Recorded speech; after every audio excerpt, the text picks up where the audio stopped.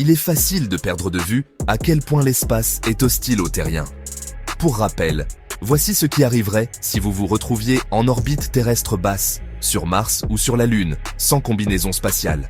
Vous vous évanouiriez après quelques secondes par manque d'oxygène, un état nommé hypoxie, et mourriez rapidement. Dans le bref intervalle, en l'absence de pression extérieure, tous les gaz de votre corps se dilateraient, y compris l'air encore présent dans vos poumons. La dépressurisation entraînerait également la formation de bulles dans vos fluides internes, pas parce qu'ils se réchaufferaient, mais parce qu'ils passeraient à l'état gazeux. La température, elle, ne devrait pas poser problème, même si les thermomètres en orbite terrestre basse affichent des valeurs allant de moins 65 degrés Celsius à 125 degrés Celsius, selon qu'ils sont à l'ombre ou à la lumière. L'espace étant un quasi-vide, il y aurait très peu de masse pour conduire la chaleur vers vous ou loin de vous, alors vous ne risqueriez pas d'avoir chaud ou froid instantanément.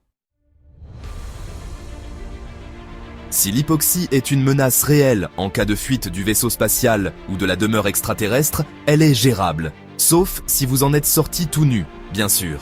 Mais deux autres défis majeurs se posent à nos corps vulnérables lorsque nous quittons notre planète, et aucun n'a encore été entièrement résolu, même à l'intérieur, la gravité variable et les radiations. La gravité est déterminée par la masse des objets et la distance qui les sépare. La Terre est si grosse qu'il est impossible d'échapper à sa gravité pendant une longue durée. Par conséquent, on ne se rend pas compte de ce que serait la vie sans cette attraction omniprésente ou sous son influence réduite. Or, sur la Lune et sur Mars, qui sont plus petites, l'attraction gravitationnelle sera bien moindre, 1/6 et 1/3, respectivement, de ce qu'elle est sur Terre.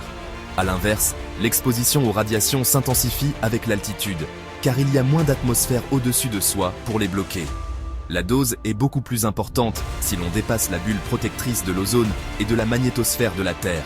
Le champ magnétique, qui s'étend sur environ 64 000 km, a son point de compression maximale.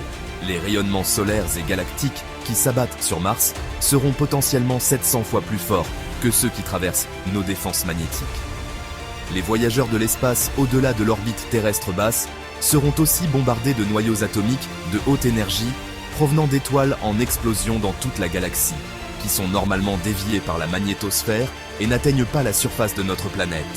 Ces particules sont si lourdes et se déplacent si vite qu'elles pénètrent les vaisseaux spatiaux, les combinaisons et la peau, heurtant d'autres particules au passage et endommageant les cellules environnantes d'une manière que les chercheurs commencent à peine à comprendre.